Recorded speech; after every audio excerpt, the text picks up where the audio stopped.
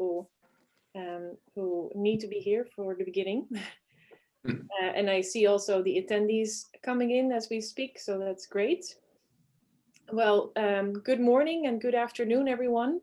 Thank you for joining our very first virtual data summit.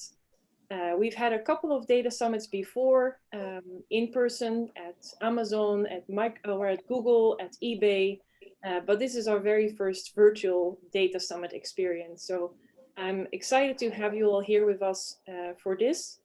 And we have a great program for you as well. Before I go into that, there's a few practical remarks that I just want to go through with you. Some logistics and households things to go through. So in this Zoom webinar link where we are in now, we have a Q&A as well as a chat. If you have any support questions, I'd like you to ask to do that through the Q&A box. If you have any things you'd like to discuss with the other panelists or the other attendees, or with panelists, with speakers, please do that through the chat. It's okay if you use them not as I asked, that's also fine, we'll manage, but it's nice to have to not have any clutter in these different boxes. That's one thing. Of course, we are trying to recreate also the networking effect. That's also one of the key elements that you see at events. That's what people are coming for. They'd like to meet people and to see the people again that they've met before and do some business. So we're trying to recreate that atmosphere a little bit after the sessions today at 7 p.m. That is Central European time. So if you haven't signed up yet, please do so, because you do need to register for that. You should have received a link from me in an email, but I'll also share it here in the chat box. So just make sure you sign up for that, because you'll meet the speakers and all your fellow attendees in there. Also, please make sure that you have the latest version of Zoom installed, or at least the 5.3 version, because that allows us to, or allows you to choose your own breakout room and meet the people that you want to meet. Of course, we are recording the session.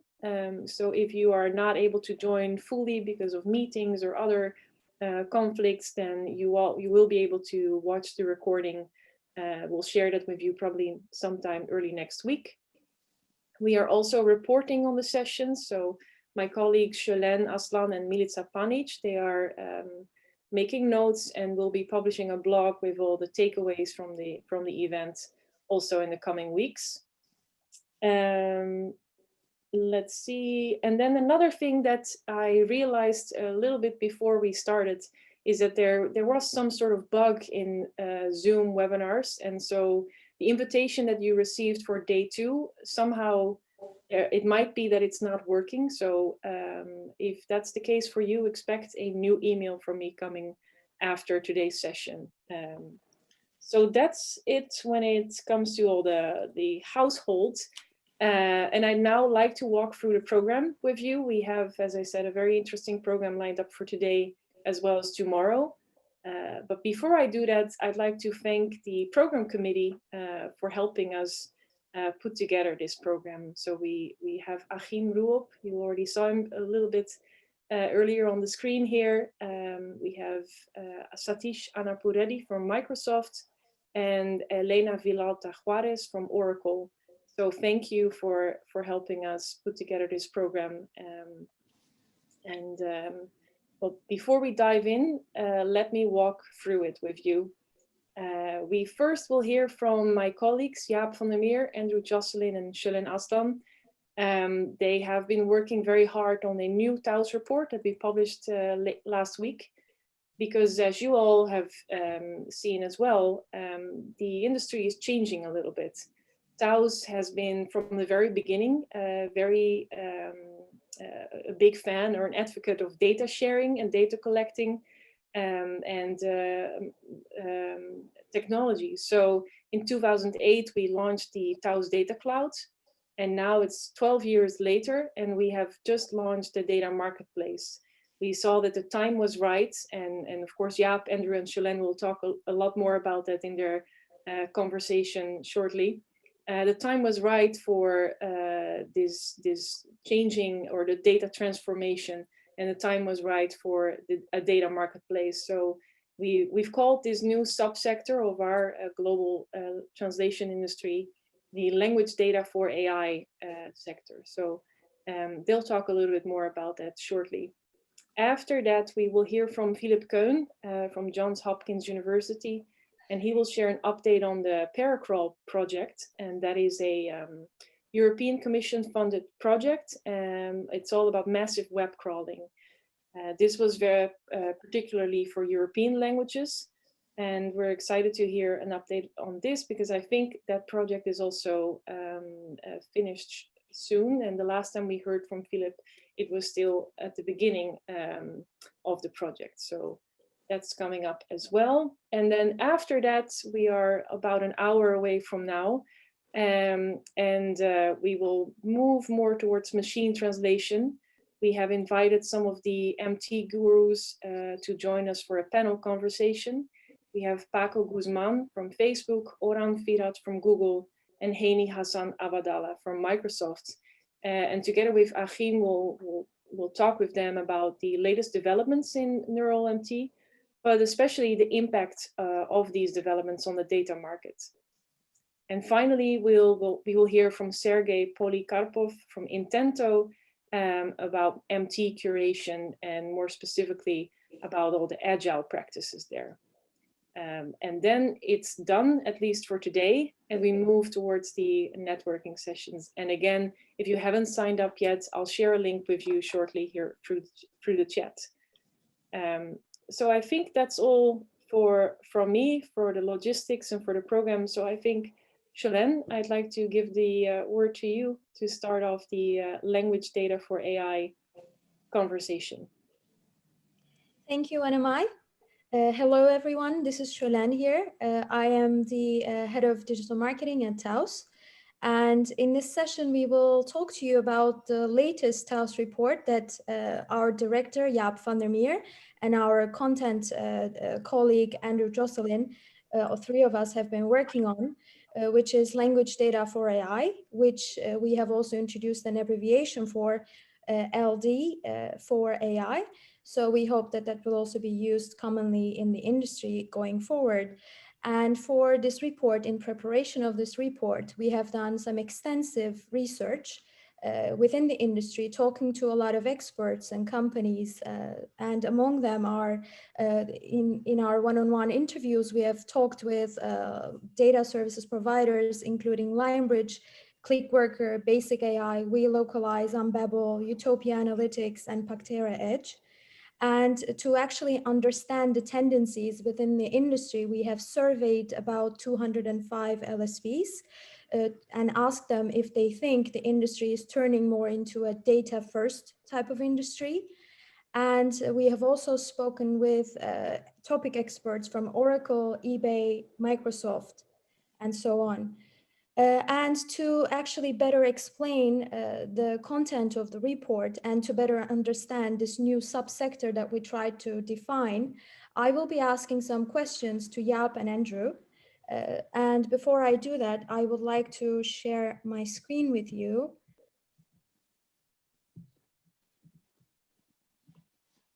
Okay, I hope everybody can see it. Yep. Great. So my first question is going to be to Jaap to understand the reason and the motivation behind working on this report. What motivated us to work on this report and to introduce this new subsector? Yeah, thank you, Shalene. Well, first of all, that's not fair. We may ask you some questions as well, because you worked on it together with Andrew and myself over the last couple of months. We started actually in the summer, and we took a couple of breaks. Well, we had to think this through. Is it really true that this breakthrough is happening now? Because we've at TAUS been dreaming of this for a long time. As Anamai already said, we started the first kind of cloud-based data sharing platform in 2008. We published reports before about the translation data landscape and the data market in 2015 and 2017. all kind of in the aspiration that this breakthrough would actually start happening. And but it took a long time. So this time we want to be sure it's real, but we think it is. You know, it's probably something that started happening because of the well, the success of neural machine translation. It's a lot better than what we've seen in previous generations of machine translation. First of all, of course, although you could say, I mean, we knew that a couple of years ago. So maybe it's the COVID-19, the crisis that we find ourselves in. We kind of flagged that also in the virtual conference, the TAUS virtual conference in June, as one of the major trends. You know, things started to accelerate. So yeah, and you know, about this report, just to clarify, if you haven't downloaded it yet, and just to give you an idea of what to expect. This is not a sort of a market sizing report. We are referring to Cognolytica, another research company that have done research more in this direction. You know, they do see a sizable market there of growing to a couple of billion. We heard this being confirmed by several of the big players in this industry. But what we're trying to do is more zoom in on the perspectives on them. And our target audience is really mostly the people from within the language industry, language service industry, because we see this as the emergence of a new subsector. So LD for AI, language data for artificial intelligence, a subsector kind of as a convergence from AI and language services. And that's the interesting kind of perspective here. So yeah, it's you see large parts of some of the large OSPs now really becoming data business, data annotation. It's crowdsourcing. It's different from traditional translation work, but we'll zoom in on some of these other aspects in a moment. Yeah. Thank you. And actually, going into that, in the report, we have a chapter called "Birth of a New Sector." So I want to know how you are defining this new sector after all of the information that we have gathered and the thinking that we have done on it. How would you describe this new sector? Yeah. Sorry, I started already referring a little bit to that. So there have been for many years already, you know, sort of platforms to like Mechanical Turk and Clickworker, you know, collecting you know, human annotation, human sort of intelligence to make sense out of pictures, out of, you know, collecting speech data and what have you. So this is part of the equation, and it's kind of merging now with the language industry. The key factor here is that what we've heard from quite a few people talking to some of the experts you see here on the screen as well, they see the language element as a key to AI. Language, in particular machine translation, is kind of a gateway to human understanding, and that makes it so interesting for our industry, because for a long time we've kind of been the poor people, you know, just doing this. Some people compared it to, you know, as low as the mailroom, you know, in a traditional big enterprise, you know, not very valuable work. But now suddenly what we do in the language industry is becoming very strategic. It's the key to AI, and the human in the loop is constantly being sort of referred to as the real key to success here. So. Yeah, great.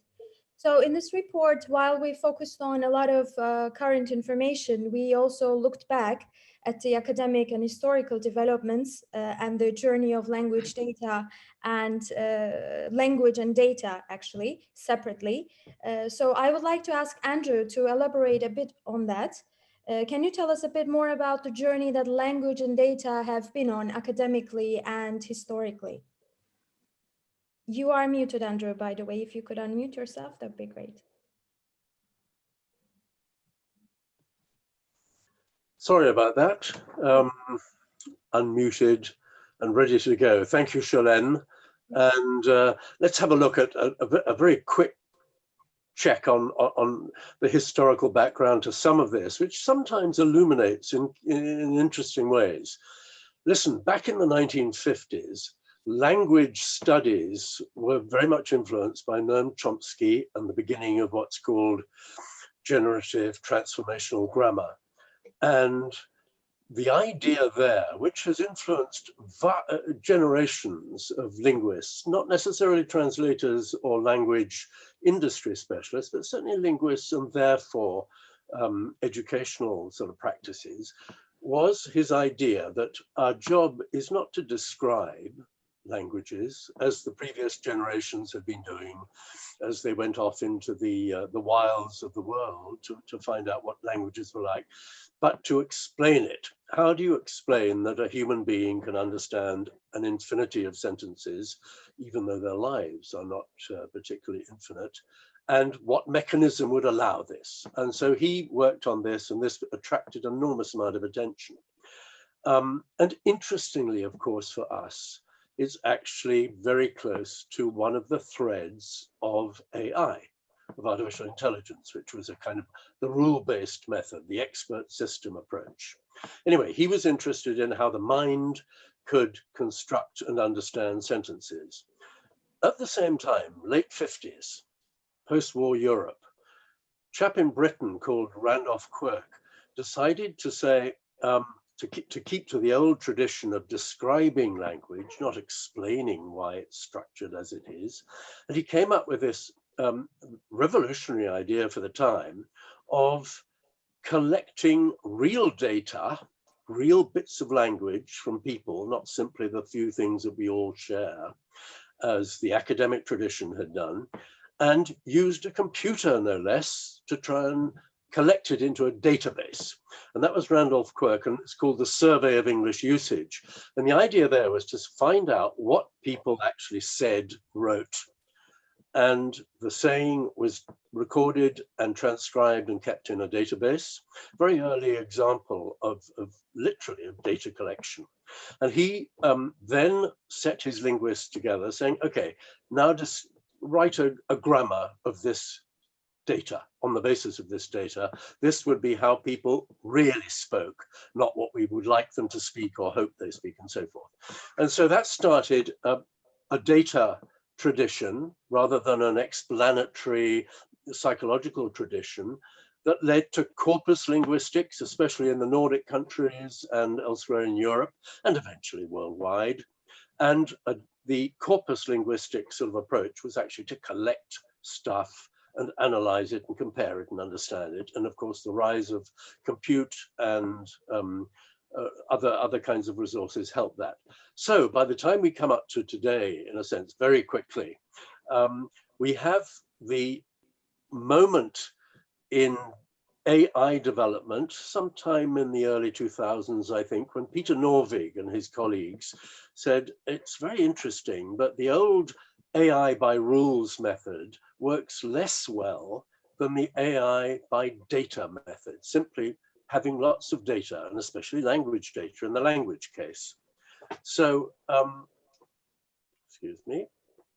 So we shifted radically, probably in the early 2000s, towards the kind of AI you know, which is all about data and finding information from data and using it in various ways. And this now underlies almost everything that we're doing. So it dates back a long way in one sense, but is in fact a brand new twist in the AI story on the other. Yeah, thank you very much, Andrew, for this great information. So yeah, there has been a lot of change within the industry, and recently there is a lot of digitalization going on. And in the TAUS blog and in the TAUS events, we have often questioned the sustainability of the current economic models in the language industry. And in the report, we also mentioned that this triggers the data first paradigm shift. I would like to ask Jaap to tell us a bit more about how does this trigger the data first paradigm shift? Yeah, and so that's nice because Andrew really just now talked about the kind of the theoretical background, the different sort of streams of thoughts about linguistics and how people learn languages and translate languages and so on. And in another chapter in the report, we indeed zoom in on the economic motives or economic reasons for change and the rapid adoption of the data first kind of approach. Well, think about it. I mean, machine translation for years already has been putting out so much more translated words than the whole population of professional translators in the world. It's thousands times bigger. And of course, there has always been the excuse that, well, or the story about machine translation not being good enough, but it's getting better and better now. So that puts a lot of pressure on the economics here.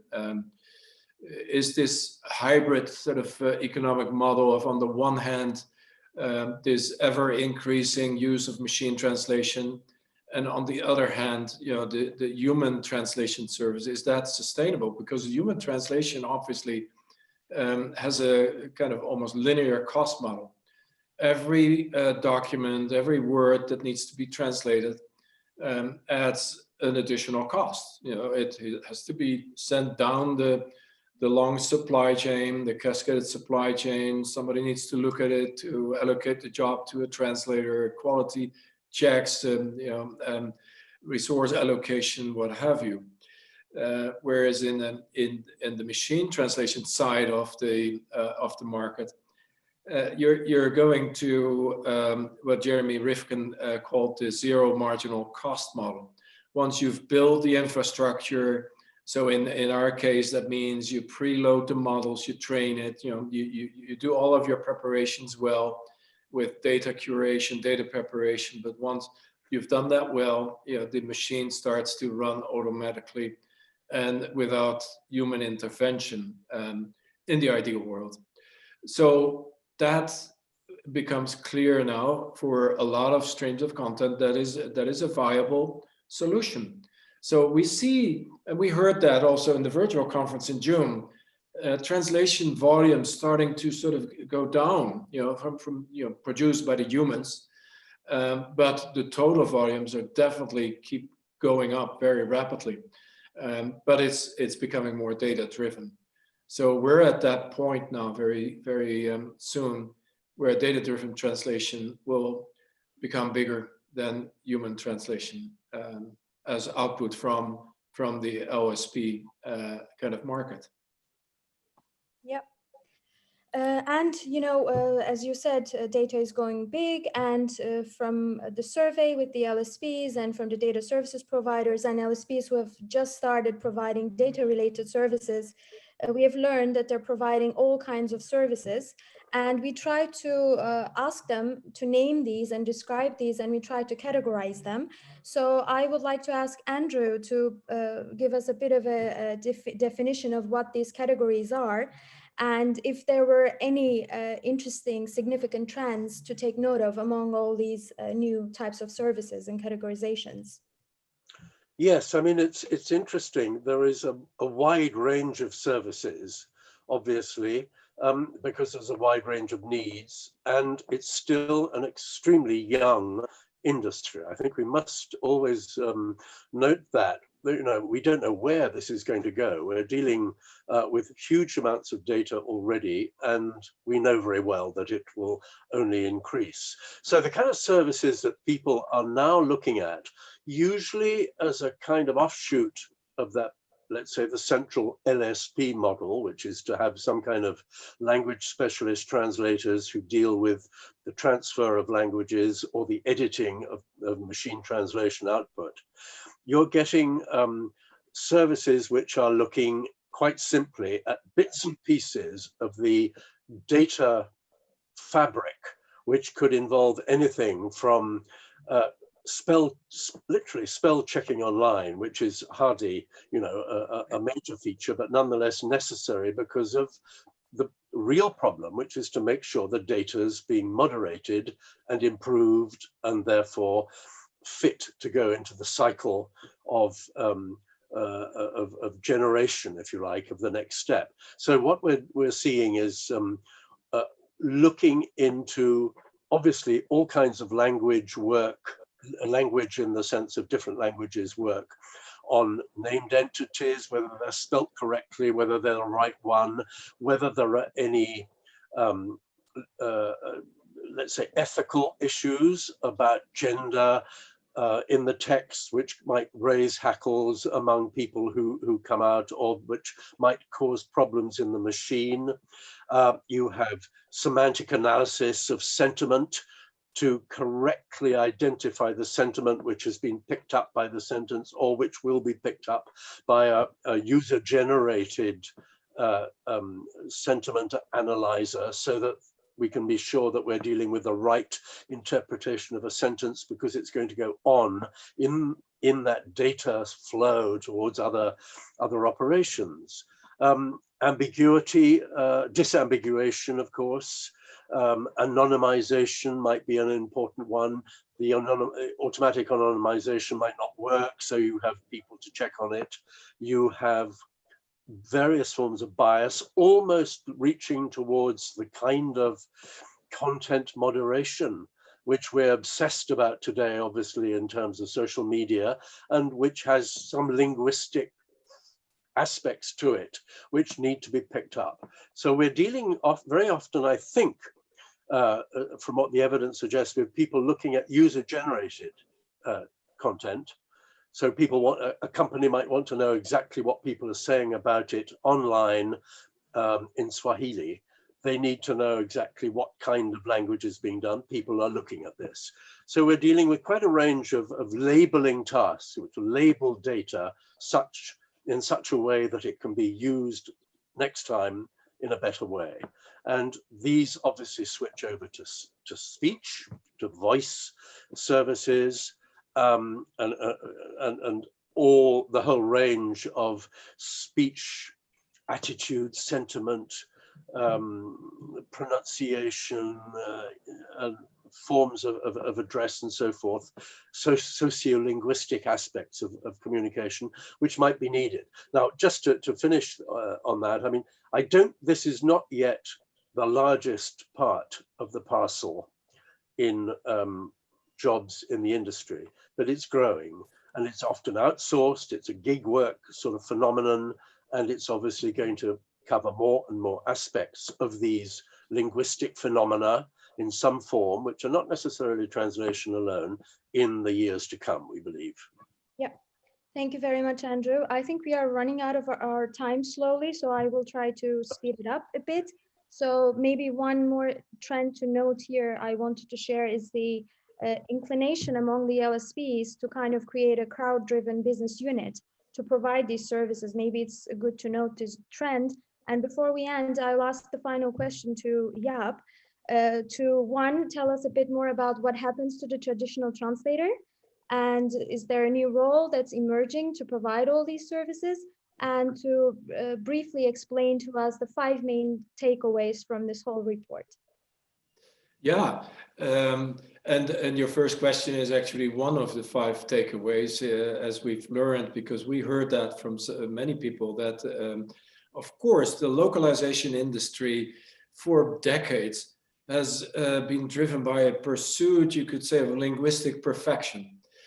It was the top-down approach, like, you know, if you publish your product manuals, well, I mean, let's forget for a moment, you know, these horrible multilingual kind of user manuals that came with transistor radios, but for some of the older people in the audience may remember that. But when we started seeing software and desktop computers being shipped, and you know, the people started to really put a lot of effort in the quality, the design of these manuals, but also in the linguistic quality of these manuals. So that's a tradition in the localization industry, pursuit of linguistic perfection. Well, guess what? In this new subsector of LD4AI, we're looking for something completely different. It's like, we want to come down to the language that the people speak. And that's organic native data.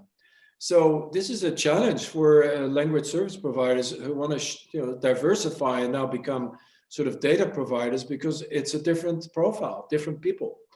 So that's one of the takeaways. Well, another takeaway, and we would say number one, is, and I said it already earlier, we're now seeing that the language industry has a strategic role to play, because anything we can do with the human in the loop and making sense out of this data through these annotation services and labeling services is the access to optimal use of AI, and it's really core. So we have as a language industry, a very strategic role to play suddenly. Well, another thing, another takeaway is a fundamental shift in the sequence of say in the workflow.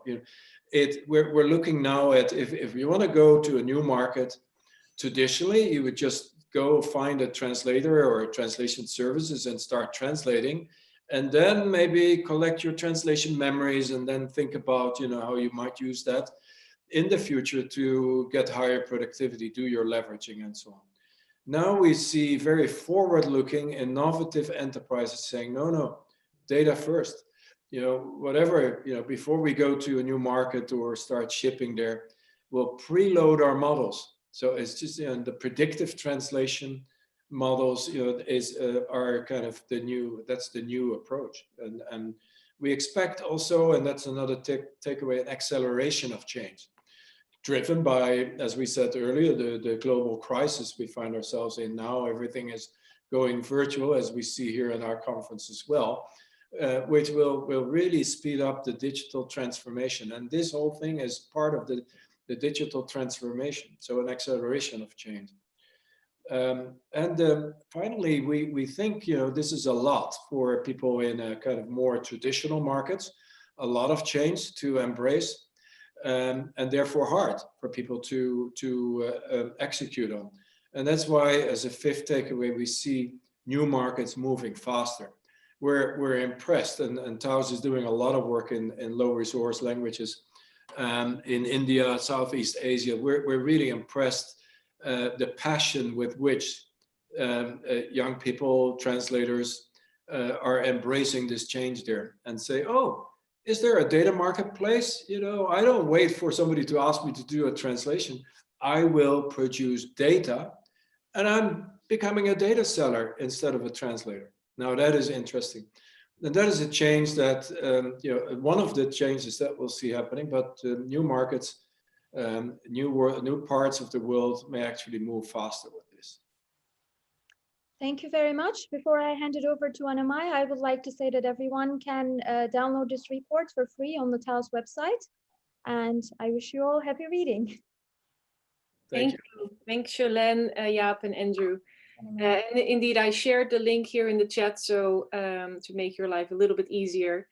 If you would like to know more about this topic, tomorrow afternoon we will have a few external speakers joining us and talk more about this, what this means for the businesses, this language data for AI subsector. But now, Philip, you're already here on the screen with me. Great. Let's see, you are muted here, so if you can unmute. I'm also pressing, it says disabled screen sharing. Yes, I will make you a presenter right now. So that's... Well, thank you very much once again for joining us today. I'm now moving on towards a more machine translation focused conversation with Achim Ruop, already on the screen. And with us are also Paco Guzman, Orhan Firat, and Heni Hassan Abadallah. I hope I'm pronouncing the names correctly. So if you could please unmute your microphone and turn on your camera, and everyone can see your who's here, who's speaking. Thank you for joining us. Just waiting for Orhan still. Is he here? I saw him earlier, but he might just show up in a couple of minutes. That's okay. We have a lot to talk about. As I said in my opening, we're moving now more towards a data-driven industry.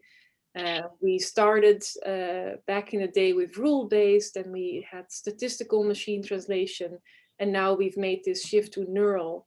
But that also means a shift in the needs for data and the data services. So together with Paco, Orhan, and Heini and Achim, we'll talk about the new trends for data collection. What kind of data do we need? What services are in high demand? For example, do we need as much data as we used to? A lot of these questions will be answered in the coming 45 minutes. From the audience, I'd like to ask as well, if you have any questions or comments on this discussion, just type it in the chat box. You don't have to wait until the end, because if it's relevant for the conversation, we might just bring them forward as we go along. Maybe we can start with a quick introduction from the speakers today, just to give the audience a better idea who you are and what is your role within the company. So Paco, you are in the left corner for me. Maybe you'd like to start. Sure. Hi, everyone. My name is Paco Guzman. I'm a research scientist manager at Facebook AI, where I lead a team focused on what we call people-facing translation research. This covers the responsible AI aspects of translation, in particular, safety, for example, catching profanity or toxicity that was not there in the source, and also fairness, making sure that our translations work well for everybody. I've been at Facebook based in California for almost 4.5 years. I worked on several areas of translation. And before coming to Facebook, I was a research scientist at Qatar Computing Research Institute in Doha, where I worked on translation and Arabic language processing. I did my PhD in Monterrey Tech in Mexico, and I spent part of my PhD time at CMU in Pittsburgh, working with Stefan Vogel. What else? As part of my job at Facebook, I've been involved in several initiatives dedicating to bring coverage to more languages, particularly addressing the issues of low resource translation via data commissioning or parallel text mining that Philip was already talking about, and filtering, large-scale semi-supervised learning with back translation. My team has been involved in major Facebook initiatives where data has been a major contributor before, like Flores, XLMR, MLQE, TICO19, and more recently, M2M100. In our work, data commissioning has been very important, and I think this is relevant for the audience. For example, in Flores, we worked building reliable benchmarks for realistic low resource scenarios. In particular, we work with Sinhala, Nepali, Pashto, and Khmer. But during this project, we identified that the professional translations that we get from language service providers don't meet the quality standards. And this is an observation that the more low resource we get, the more common it is.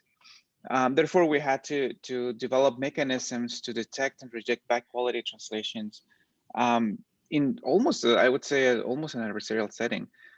The types of errors that we identify were as simple as really copying and pasting the source and target into the target, or using machine translation, right, from a public API. So these are types of errors that we detected that are crucial to solve when we want to build a reliable benchmark. As I mentioned before, my current area of focus is responsible translations.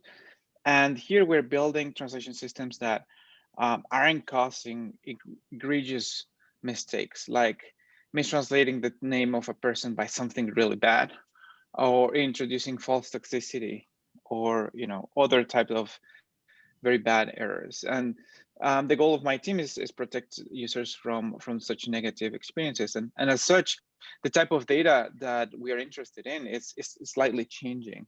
It's going more into how do we annotate this type of errors in a scalable way. Yeah, and Paco, you're already going a little bit into the discussion, which is of course great. But maybe Heini and Oren, we can keep the introductions a little bit shorter and talk more about the actual work and the actual changes once we get into the discussion. So Heini, from you, a quick intro. Yeah, good evening, good morning, everyone. It's my pleasure to be with you and with my colleagues here today. I am Hani Hassan Awadallah. I work at Microsoft, the translation team. I have been with Microsoft for over 10 years now. Before that, I did my PhD at DCU, the NDA, and before that, I spent like 12 years at IBM, mostly working on translation and natural language processing and understanding technologies. Nowadays, I lead a team of researchers and engineers trying to utilize transfer learning across languages, across domain, and across tasks. That includes multilingual translation, includes multilingual natural language understanding, natural language generation. And you can see like we are really learning a lot from our experience in machine translation that can be really like be leveraged for other applications, especially for multilingual language understanding, which I think is a very interesting and booming area. Yeah, in general, we focus on large scale systems, very large multilingual systems that can enable such transfer learning between languages. We focus on personalization and customization towards enterprise, and all that can be quite relevant for the data discussion that we should have today. Thanks. Yeah, thank you. And last but not least, Orhan.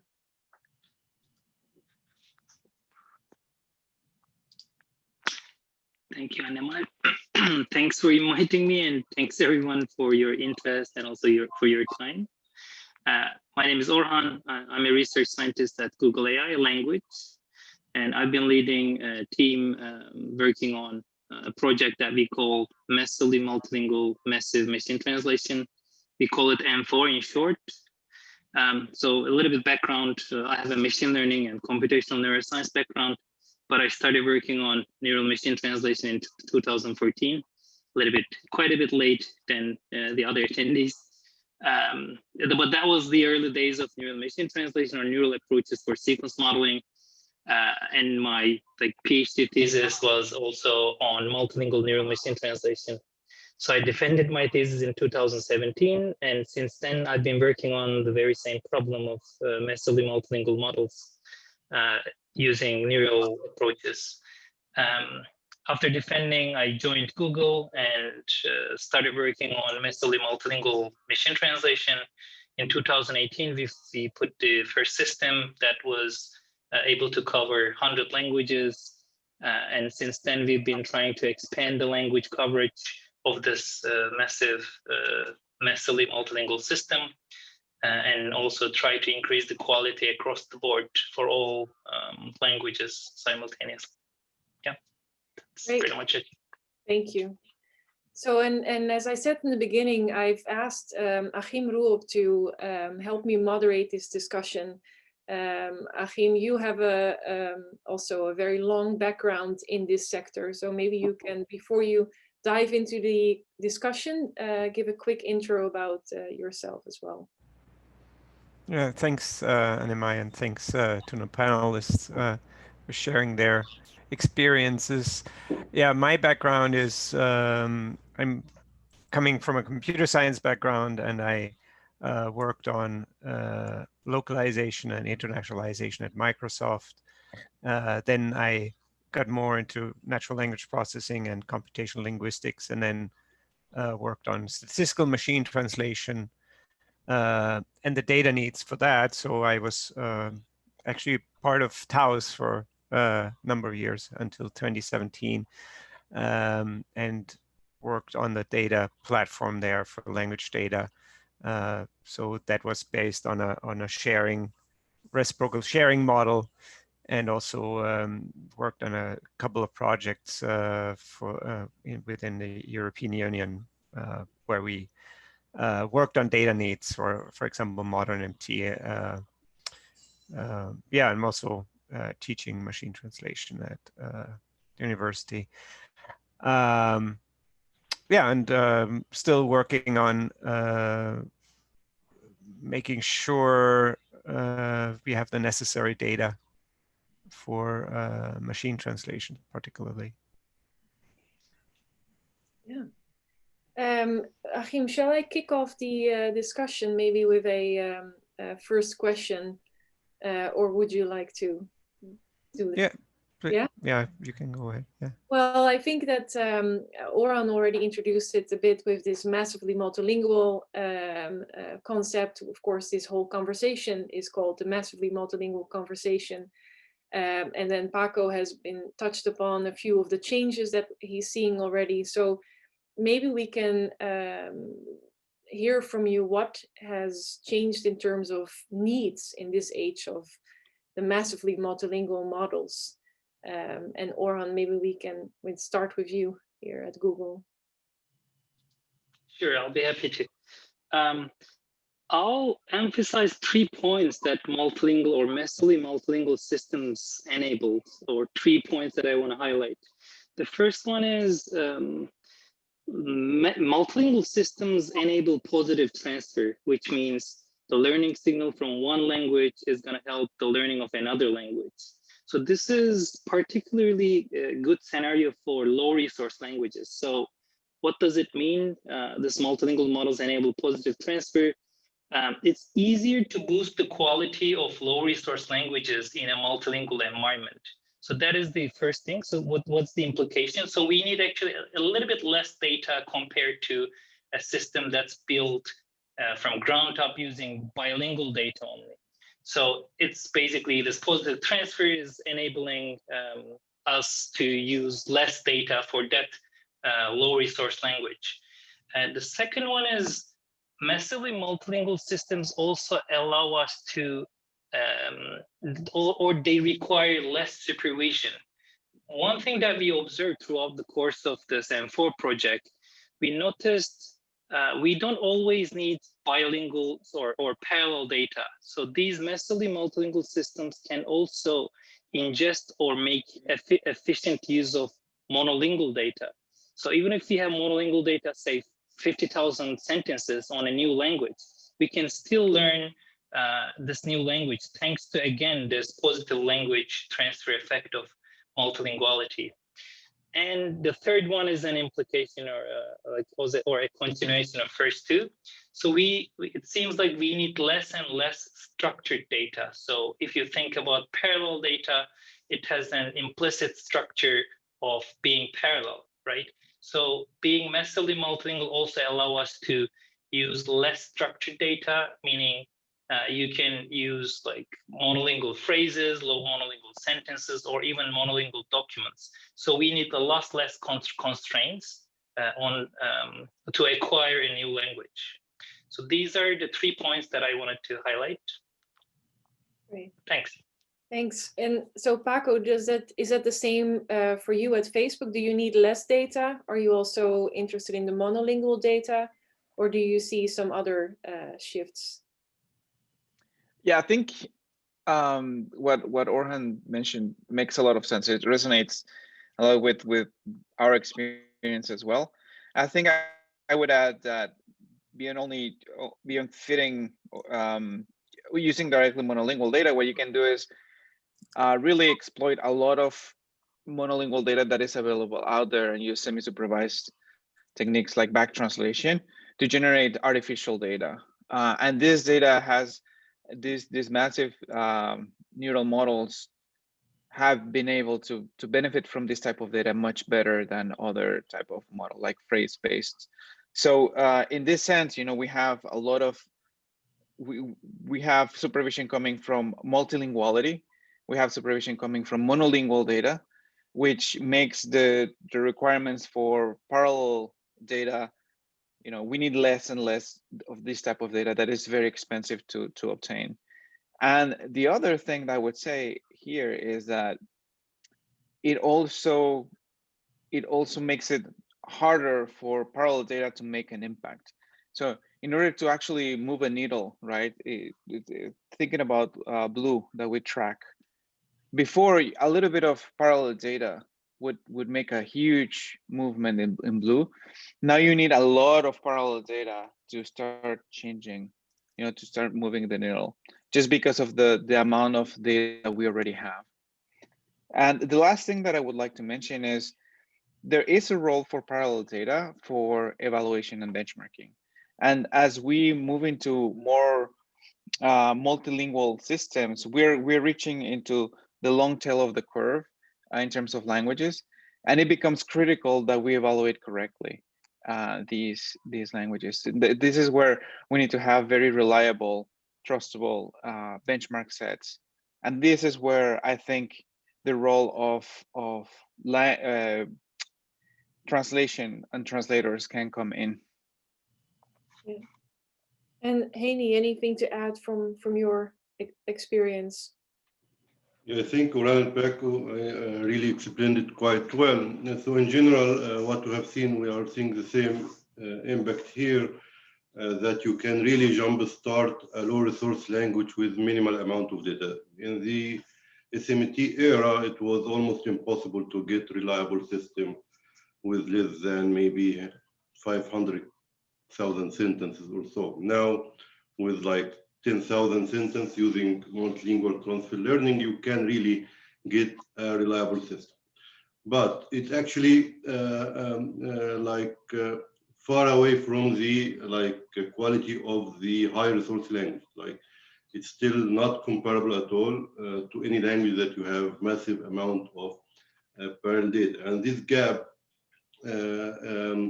as Paco indicated as well, is not easy to close. Like, even adding some random parallel data may not close that gap.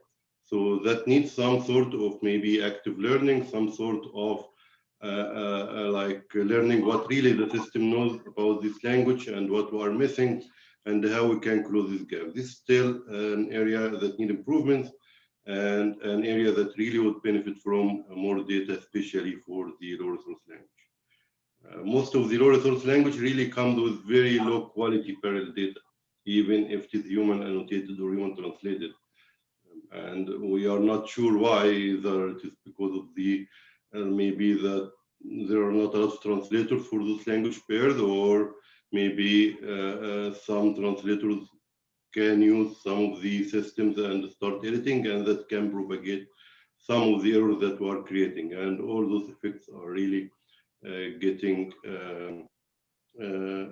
bad impact in system development. Evaluation and large scale clean evaluation data and test sets are crucial for all high resource and low resource, and that is really needed from the data. Domain specific data, like medical data, for example, look at the COVID-19 literature and try to translate using the system trained on data from the last 10, 20 years. It's not that easy, especially if it is not a news article, but maybe a scientific article or so. And here comes the need for domain-specific data in specific domains that really propagate that knowledge between the domain and across the language. And this is crucial and badly needed. Great. Achim. Yeah, thanks. These are great insights, and it's interesting to me that you very much agree on the issues that are to be addressed. One question that came to my mind is, so we always have the discussion, yeah, so we have low resource languages. The discussion also during the COVID-19 crisis was that machine translation only covers 100 plus languages, right? And there are still many languages out there that have, as you say, very low language resources, but they have millions of speakers. They're mostly maybe not as much written languages as spoken languages.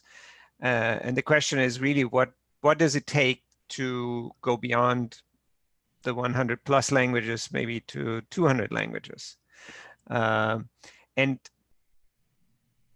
second part of that question would be, you said, yeah, it's much less, you need much less data to come to an acceptable level of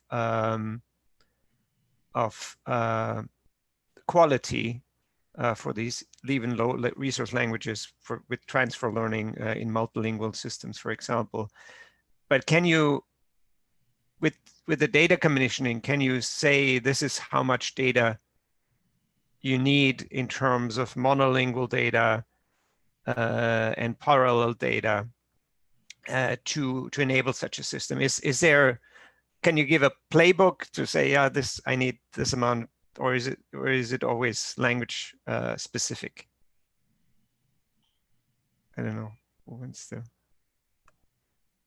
have a go at this question. I would say like 100K sentence barrel and 1 million sentence monolingual can give you a quite reliable system as a good starting point. That from there you can start iterative back translation using other monolingual data and get to very good quality. Less than that, it is on and off depending on how hard the language and how the positive transfer between this language and the other language are in the play. But 100K parallel, 1 million monolingual, I would think to the reliable. Thanks. This is a tough question, right? Because it all depends on your application. For certain domains or certain genres, the answer may change. And also for the languages that we're talking about, the answer will change. So if you have languages that are close together, say for example, Belarusian or an Ukrainian, they belong to the same family. They kind of share some lexical items. If you have supervision from one, it benefits directly the other, right? But if you have a language that's very isolated in the other set of languages that you're training your multilingual system, it's going to be harder to jumpstart it. So it's really hard to come up with the playbook. But I think what Hani mentioned makes a lot of sense to me. So we're going in reverse order this time. So for the first question, how much data, or sorry, going beyond 100, what does it take? So we've been trying to actually extend the coverage towards 1,000, but it's a very, very rocky path. The first wall that we hit was not having any language identification for several languages. So that was from the get-go, we couldn't get any data. So that was the first obstacle. And in order to get lang ID models using classical methods, it was also quite difficult because they rely on dictionaries or other sources that are curated. So if you go like not beyond 100, but up until 200, let's extend it to 500 or 1,000. So there you only have limited amount of data that is coming from a very narrow domain. So for example, we looked at what is beyond 1,000 in terms of number of languages. The only data that you'll be finding is going to be, say, Bible or some biblical or religious text. So your language identification models that you train are going to be very specific. They're going to be choosing very specific domain. So getting just some very small amounts of data that is, say, an internet domain or web domain, that was actually that we noticed that was making a long way. So that was the first thing. What does it take to go beyond 100? That was the first wall that we hit. I wanted to share. Of course, getting this data, it's not the solution. You're going to be finding only monolingual data that is in very, say, noisy. So for example, you can find some data coming from one language, but written in another script. So we, for example, find Intento language. So we thought it was in that language that was actually in North American native language, but it was actually using that alphabet or that script, but everything was written in English. So there are a lot of problems like that if you actually go beyond 200 or 500 and so on. And then there comes, like, how are you going to use this data in your system? And I think that ties back to the second question that you asked. how much data that you need in terms of monolingual and parallel data. So if you have some sort of parallel data, I think it's good. Even 100,000 or 50,000, it's always good because it's a rich and structured data. So you can quickly catch up a language. And if you also like use the massively multilingual system as a stepping stone, it's easier to catch up. These models are more sample efficient, but it also depends on like what Paco mentioned. It's also related to which languages you already have in your multilingual mix. So because we talked about positive transfer, and this comes from having related languages or related or relevant learning signal from any of the languages in your model already. So if you don't have any languages that are close to this new languages or to this new extremely low resource languages, so there is nothing to be transferred. So we also noticed this positive language transfer as breaking down as you approach towards tail.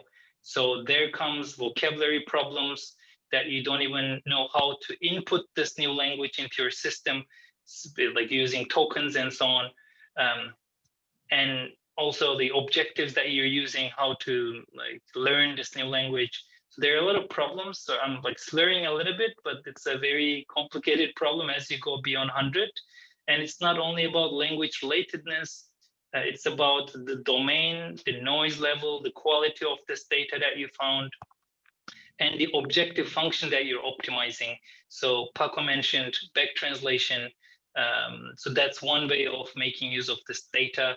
But there's also other techniques like self-supervision that's also mentioned. So that's also another way of making use of this limited amount of data. So it's a mix of like objective, the noise of the data, noise in the data, the amount of the data, and the related languages in your multilingual mix. So I'm not really confident to come up with a number, but like 1 is always better than 0. Yeah. Can I add a comment? I have a comment to add here. So, like looking at the massive multilingual as 100 or 1,000 language, it really gets complicated with more languages. And it gets complicated that we really need to maintain the high resource language as good as it can get and make the model really learn those low resources. The other little bit more pragmatic approach is rather than getting 100 language per system, maybe just 10 or 20, okay? And that is more pragmatic. And 10 language per system is not a lot, 20 languages is not a lot. And here you can really get more benefit for the lower resource language. We recently enabled a couple of very low resource language on our system like Kurdish and a couple of other Indian languages just by having a language family related to them. And this language family, 10 languages related to them, then they can bring the positive transfer to that smaller language. Getting to the 100, 100, 200, 1,000 is amazing technology, but harder, much harder to serve and much harder from a practical point of view to get into production. Yeah, thanks. That's great information, and I think your company is doing great work in pushing that envelope and really bringing more languages into support for MT. And it kind of just to close maybe the low resources language topic. The follow-up question to there will be so to get this data, right? So you talked about the quality issues, the availability of translators, which is probably also related to funding. And I know that, for example, Google did an effort there with Project Tiger. What was it called? And now I think was renamed to GLOW. I don't recall what the acronym stands for, but basically involving some language communities to create data for these languages. And I believe also Facebook with the Flores project did something in that respect. Do you think so? I mean, this is one way to get such data with the large internet companies doing some funding there. But traditionally, this has been done more kind of with government mandates, for example, or there are organizations like TAUS that is also doing the Human Language Project. Maybe Annemai can talk a little bit about that. But what do you see? Do you see this going forward? Do you see this as a role within your companies? You're kind of driving such efforts to get that data and then maybe sharing it with the community, or do you think this has come more from a government mandate or government funding perspective, kind of more public funded efforts or commercial effort like the TAUS Human Language Project?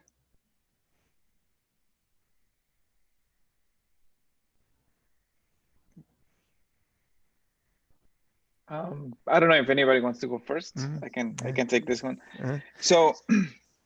So let me. You asked several things. So, what is the role of, who should be pushing? If I can paraphrase the question, who should be pushing the envelope, right? I would say traditionally, government funding was allocated to projects because of regional interests, right?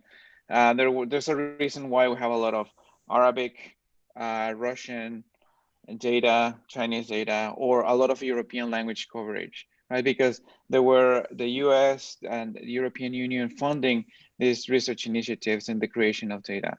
But I think I haven't seen much interest in pushing this beyond that. Recently, there were some projects in the European Union as well to start tackling low resource languages, but we are not moving as fast or with open data sets as we would like to, right? For example, there were the Lorelei projects in the US which addressed this problem of very, very low resource languages, but the data was not open. So I think I think it has to be a shared responsibility. I think for us, I can speak from the Facebook side. For us, we try to bring information and connect people across the world, not just across certain regions. So that means that for us, it's crucial that we break the language barriers. And in order to do that, we need to advance the state of the art in machine translation as much as we can in low resource languages. But I don't think this is something that only a few need to do. We recently came together with folks from Google, Amazon, Microsoft, universities, Carnegie Mellon, John Hopkins, and people from language service providers and nonprofits like Translators Without Borders to create data for TICO-19, which is translation for COVID-19 related data. And I think this is a model that can be expanded for other types of data sets, not just COVID-19. I think it's important that we all contribute to increase, not only to increase the coverage across several languages, providing open source tools, open source data sets. Yeah, thanks. Yeah, if anybody else has comments on that, One remark, if I may. I think it should be. I agree with Paco. It should be it should be a collaborative effort, because when we're looking at the tail or low resource languages. I talked about the presence of data. So that presence of data is not always related to that language being out there in the web and you're looking for it. It may also be the case that there is no presence of that language in the web.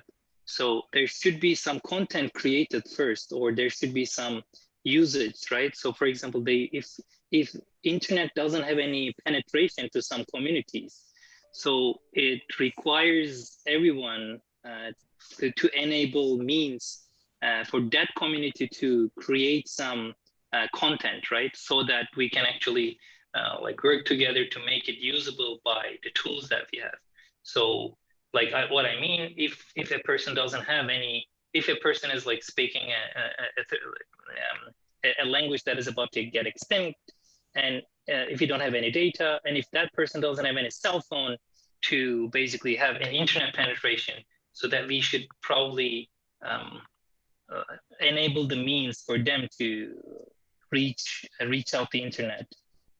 So that doesn't mean that it should be taken care of by companies only, or like by commercial products only. It's I think it's a collaborative effort between both governments and companies. So this is my personal opinion, by the way. I don't really know all the projects at Google, like Tiger or Glow. Yeah, but that's my like personal view. Well, just a reminder also for the audience, if there are any questions, type them in the chat box here. Yeah, and I think, yeah, we did, you covered the kind of the area of low resource language very well. I kind of like to shift the focus a little bit to high resource languages and specific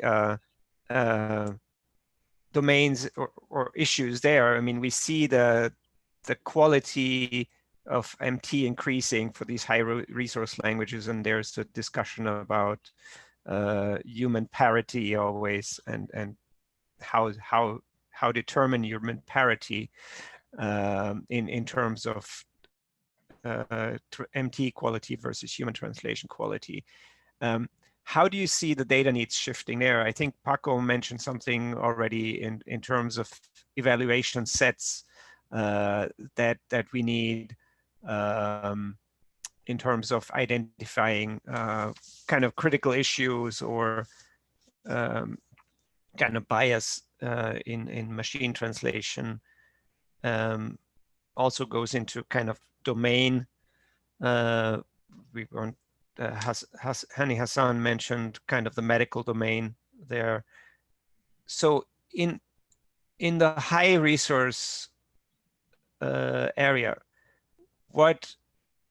how do you see the data needs evolving there? I mean, typically people say, yeah, we have, as Philip mentioned, yeah, we have already 2 billion sentences for German. Do we really need more data? Or my question would be, because we have such high quality now, do we need different data now in terms of evaluation data, or say, for example, even document level for document level evaluation? I don't know who wants to take that. I can start commenting on that. Just let me comment on the human parity first, because I can take some blame for that term. And I do think that claiming human parity is, I would think it is misleading term in general, because it is very, very hard to make such claim without very, very careful evaluation, which you are really lacking as a platform to do very good, careful evaluation for the quality and comparing 10 systems against 10 humans and make that claim. So it is really not easy claim, and I don't think that we even should be using it, and we stopped using it actually. So I don't think that human parity is some term that we should keep using. We need actually to come with better evaluation in general, and better evaluation means how really the system compares to the humans, okay, and how we can evaluate that. We had some a try that we tried to evaluate systems against the humans, but there must be a lot of better methods to do such evaluation, which is not there yet.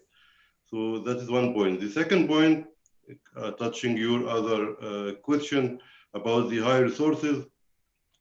Imagine here, we have 2 billion sentences in German English, and you can think that we do not need any more data there. The problem is that we don't know, because we do not have really sophisticated evaluation that can go through 10 or 20 different domains, from news to social media to enterprise to medical, and really verify that those 2 billion sentences are really doing great across those domains. So evaluation data and the comprehensive evaluation framework is crucial, and getting data for evaluation, reliable data, is more crucial than getting training data. We need first to know what we are lacking, and that has to be done through more evaluation data and better test sets across domains and across language. And maybe I can ask also a question, which is of course a bit of interest for us as at TAUS. We have launched the data marketplace. I mentioned that at the beginning, and Jaap talked very briefly about this in the opening as well.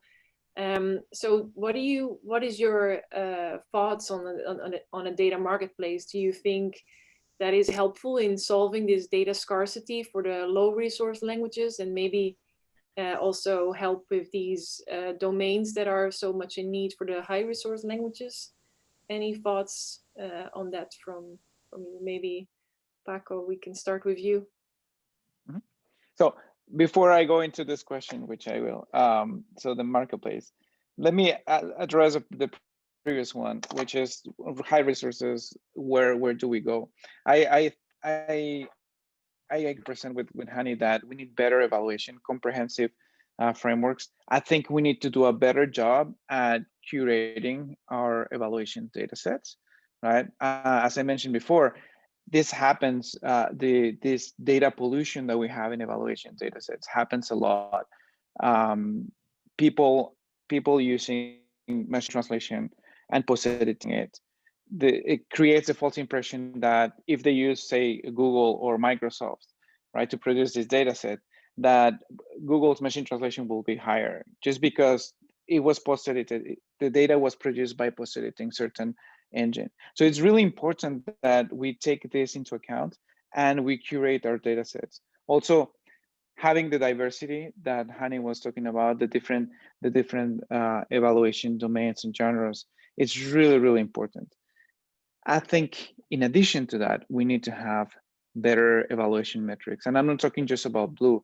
I think the evaluation protocol that we're following, it focuses on an average, right? A corpus level thing. And where we're missing out is in these low prevalence mistakes that can have outsized consequences. And I mentioned this before. I'm talking about what we call catastrophic translations or egregious mistakes. And these are critical errors that if you think about it, Blue, if you just change one word, right, that completely reverses the sense of a sentence, it is an egregious mistake. But in terms of Blue, you will not notice it. I think we made a lot of progress in the quality of translations, but there are still certain phenomena that are open problems, like how do we solve for knowledge for name entities, right, in this new in these new paradigms, and ensure that we're not translating them semantically. And going back to your question, and I think the data marketplace, it's interesting if we can solve the evaluation, the benchmarking set, creating data sets that are shared across, that become a reference for everybody, right, that are highly curated and become the standard. I think that will be super interesting for the community and for industry as well. I think producing data, it's more challenging. And at least I see it as less interesting proposition, because we have certain data needs. Microsoft will have different data needs. Google will have different data needs, and putting them all together is going to be challenging, right? But evaluating, I think this is something where we can agree. It's more common. Yeah. So those are my thoughts there. Okay. And any thoughts from you, Orhan? I totally agree with both Paco and Hani that I think as a community, we're in this right now in this evaluation crisis phase, especially for high resource languages. As the evaluation metrics are getting close to, say, human quality, we will always be talking or discussing about the statistical significance of them. So in short, I think we should just find harder tasks, or we should just make the task a little bit harder for machine translation. Like sentence by sentence translation, I think we're getting close, not to be solved, but actually we're discussing about evaluation metrics. So it means that we should make the task harder, and extending to documents is one way of doing it. So you're basically making it difficult for a model to pass the blue score test. Like it's easy for a model to go above 40. But if we extend it to its extreme, we will be evaluating trans creation, right? So I'll translate one book into another, and I'll just ask how well it feels in terms of the cultural prospects and so on. But it's also like not very sustainable or scalable. So I think there we need to find new evaluation metrics or pipelines or tasks that are even downstream tasks to evaluate machine translation models. And I think that's particularly the case for high resource languages, where the quality seems to be getting saturated. For the marketplace, I agree with Paco. I think it's a great initiative, especially even for I think it's helping both for high resource and low resource languages. For low resource languages, I don't think we can still, I think we can still use Blue Score to evaluate the quality of our system, because the quality is not that good. So we can still keep using Blue Score or other automatic metrics. But for high resource languages, the noise, the quality and the domain becomes really important. And given that we can select those things, I think that makes the marketplace a great initiative, so that we can evaluate on a particular domain on that small but clean data. Yeah, I think it's a great initiative to sum up. Any thoughts from you to add, Heini, or everything? Yeah, I think that is a great idea here. If even the marketplace can provide an evaluation data sets for high resource and low resource languages, that would be great across domains, as I said. That would be great, I think. A second aspect here may be providing annotation that can help us really to understand how good or bad the translation is, which is not really translation, but even if you have input sentence and 2-3 translation as well as human translation, how they rank against each other and what is the mistakes, and that can again serve in that area of catastrophic mistakes that Paco mentioned, which is very crucial. We don't know what we are doing wrong till we have a very bad problem that coming as DSAT from the customer saying your system is translating this sentence in very bad or sensitive or political way, and don't know how to detect that. We have no way to detecting that. Much harder with neural system. It was much easier with statistical machine translation to really go back and understand how the system produce such thing and design another feature to prevent it and so on. Now it is almost impossible with 100 million parameters. You don't really know what led to such effect, and that particular catastrophic or bad translation mistakes would really benefit from human annotation and data annotation beyond surface translation. I mean, they look at the data and really get some maybe adversarial examples even, or some annotation of the examples to help system developers to develop better robust systems. Yeah, great. Well, I see one question in the chat, and Christian, maybe you can type it in the Q&A box, because then maybe Paco, Heini, and Orhan also have a look at it and see if they can give some thoughts on that, because we are running out of time, and I want to end this panel with just a very brief response from each of you about what's in the future. You know, you've mentioned a lot of things about you need less data, we need monolingual data, that data annotation is something that you're very interested in. What can we, what are your expectations of the future, or what are you going to work on? Maybe hopefully very brief response from each of you. And I don't know who dares to go first. Orhan, you're smiling. Sure. Less data but higher quality data. That is, even if it is monolingual, like it doesn't matter what form it is, but just high quality data that is not hopefully machine translated or post edited, some natural high quality data. And That for both high resource and low resource languages. That's, yeah. And are we just talking about text data or speech, images? Is that something of concern as well? Sure, if there is some, yeah, sure. Yeah. Okay. But that's, I think, still a research question, how to better make use of that data if it is abundant. So yeah. Heini, what's in the future? As you mentioned, speech data can be quite useful, like speech-to-speech translation in general is very interesting area that not having like the impact that we think it should have it. And getting to the 1,000 language, maybe speech-to-speech, because most of the language beyond 200 language are not written languages anyway. So trying to get written resource for it, maybe that is like opposing the people nature speaking those languages, spoken language in general.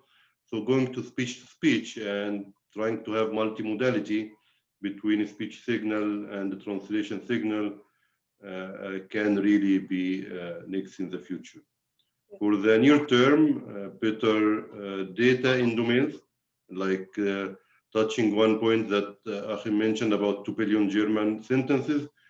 Like a contrastive example here, like if you try to train a system on those languages and try to just shift the domain a little bit to another domain, it is not doing great. And there is a 20 blue point gap. If you have like 100,000 examples in that new domain and you customize that very huge German system to that new domain, you would gain 20 blue points, which is impressive for enterprise. And here comes the need for domain-specific data, terminology, and test sets that can evaluate such impact. Yeah, thanks. Paco, final thoughts? Anything that's not mentioned yet? Well, I mean, I just want to double down on the high quality, especially for evaluation. We need to have super high quality, and I really invite and encourage the listeners to focus on quality. Don't assume that all the pipelines for producing data that we have for European languages hold for other non-European languages. The quality process, I think, leaves a lot to improve here, and I think this is a challenge, and for all the LSPs, please, revise your processes for low resource languages. I think we need to have the highest standard possible, and then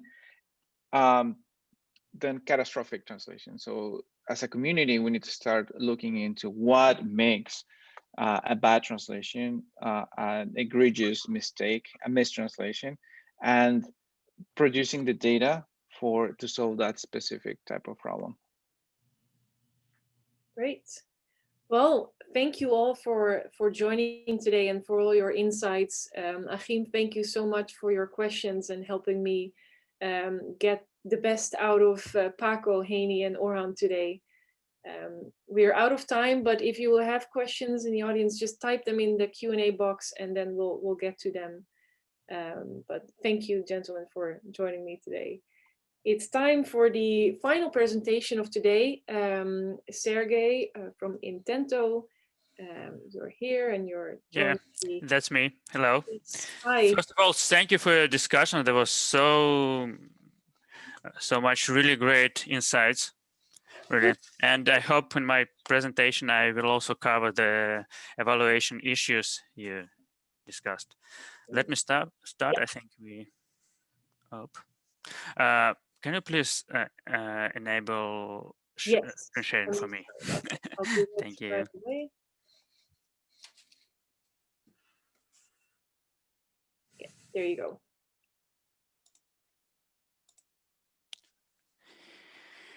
Yes. I hope you see it now. MT Curation. So I'm Sergey. I lead professional tools unit at Intento, and at Intento we help our clients, our customers to onboard AI, and now we have mostly focused our effort in machine translation. And I want to say a few words on MT Curation. What do I mean saying MT Curation? That is a multi-step process which includes data cleaning, model training, and result evaluation with both automatic scoring and human review. And before I describe how we do it, let me guess how most of the company do it. We see that we work a lot with different LSPs, translation companies. We even have a partner program for them, and we see that most of them have classical waterfall process, which leaves issues to be identified in the end, and they have to rerun all the stages when they catch the error during post-editing report. Which errors? Let me have a few examples. First of all, the issues with data they use. We discussed a lot of it today, and I just want to mention for one more time that some of them just use all available data to train their models. They don't clean it. They mix domains, and they use inconsistent translations to train the data. And even if the data is good, the scores they have the corpus level scores like blue from providers, and they do not see the exact issues on the segment level. Then they took the sample output and they extract it randomly. It's like a giant who can overstep the canyon without even noticed that it was there. Next thing, every company, everyone who curate MT should have is human evaluation, but that is the most expensive part of the process. So we even saw that some of them skip this stage and proceed right to post-editing report. What do they need to have post-editing report? They already have to have their MT in production. So one of my colleagues even used Dinosaur to explain how late it is to catch issues during the post-editing report. If we take a look at these things on a plot, we see that errors are accumulated, and that is why the cost of error grows. If you catch something during after a post-editing report and you find out that that issue came from data cleaning, you have to rerun all the stages. When I build this plot, I use the exact error cost we would have in such way, but I do not want to mention the exact numbers because you may have the different costs. The main idea is errors are accumulated. That is why the cost of error grows. Another thing here is again random LQA, random human review sampling. It leads us to different results even with the same data set. So we try to fight these two main issues. First thing we implemented is short iterations, and let me start with this part. I think most of you really know this picture. It's classical Agile, already classical Agile practices, and what we took from Agile is short iterations with test and review on every stage. So post-editing report is not a decision-making point anymore. I want to mention here that when I say that our approach we implemented based on Agile practices, that doesn't matter that we just copy and paste all the practices. We took what really can be used for evaluation. two main things: short sprints with test and review on every one of them, and after each sprint, that is not a sprint like in 2 weeks, that is a short step. We test the results, we review, and we decided, can we proceed to the next step or not? So we catch errors on every stage, and post-editing report, again, is not a decision-making point anymore. And you can see here that if we catch every issues with data cleaning, we wouldn't get them at the last stage, and we do not have to run all the stages. That is our process we have right now, 6 main steps. Everyone is a loop, and if at the end of each stage we find out that the results is unclear or not good enough, we rerun the step. We start with data cleaning, and we not only remove obvious things like wrong language, we use quality estimation metrics here, like labs and laser, to predict data quality also. Then once we clean all the data, we train the model, and immediately after we train it, we run training analysis. We use segment level score. We use H-Lipor, we use Bear score to catch issues, even if overall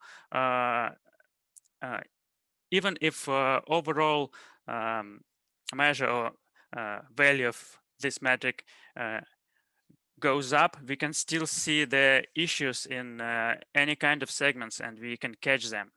Then we go to segment review, and here is the good place to say a few words on how we do smart sampling instead of random one. We do not just send all the data we evaluate for human review.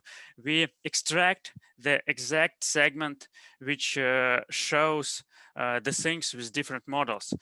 One example here, we score every segment, and those of segments who have a high score for all the models, but at the same time, these segments have a lower score for 1 or 2 models. These segments are weak spots of exact models, and we can run only through them and see that, for example, this engine from this provider have omissions in exact this type of sentences. And with this smart sampling, we reduce our efforts on human review from 2 weeks for one provider into 2 hours. Now it's time to say a few words why other companies cannot do it. Well, some of them don't have methodology, and I think if you are here at TAUS Data Summit, that is not about you, but anyway. And some don't have tools, so we developed them. We have a tool for every stage. We named all the spec of tools MT Studio, and 2 of them are already available. It's MT Hub, which can get translation from every model and every provider to our client. And the next one is Spotlight. We use it for training analysis, and that is another one good example of smart sampling instead of random one. Here is the screenshot right from the interface, and every dot is a segment, and this means every dot has source text, translation, reference human, translation, and 2 translations from custom and stock model. So, and we measure here. We used for this exact example, we used H-Lipor metric, H-Lipor scoring, and so the diagonal is the line. Every dot here is the same, has the same translation for stock and for custom engine. So every segment, every dot about this line is the segment where results in terms of scores improved. And at the same time, even if we see that overall score grows up, we see degraded segments. So our reviewer reviews only those highlighted segments to get the degraded segment and catch issues in custom engines, in custom model. And at the same time, they review only those segments who really improved to see which issue we can fix with this custom model. If you want to find more, we are going to have a workshop about this tool in 2 days, November 12th. Feel free to join us. And by the way, I want to say thank you for TAUS again, because we have really good corpora to run all these tests and all the things with Spotlight. 3 key takeaways I want to say out loud directly is early iteration lowest cost. For us, it's up to 5 times lower because we discover errors right away. Second thing is use smart sampling, not the random one, to reduce effort. And the third thing is our Agile MT evaluation approach unlocks full MT potential, we think, but it requires advanced tools. If you have questions, I think I can answer them right now, or feel free to reach us at hello@Intento. Great, thank you so much, Sergey. Yeah, if there are questions, type them in the Q&A box, and then Sergey can respond there, or because it is the end of the conference session for day 1, at least, it might be smart to reach out directly through the email address here on the screen. So thank you everyone for joining me today. Thank you, first of all, to the speakers for your great insights and all the information that you shared today. I'm sure it sparks a lot of inspiration and conversations for the networking. So join us there at the networking session, or maybe tomorrow again at 5 p.m. Central European time. So thank you all, and I'll see you shortly or tomorrow. Have a great day. Thank you.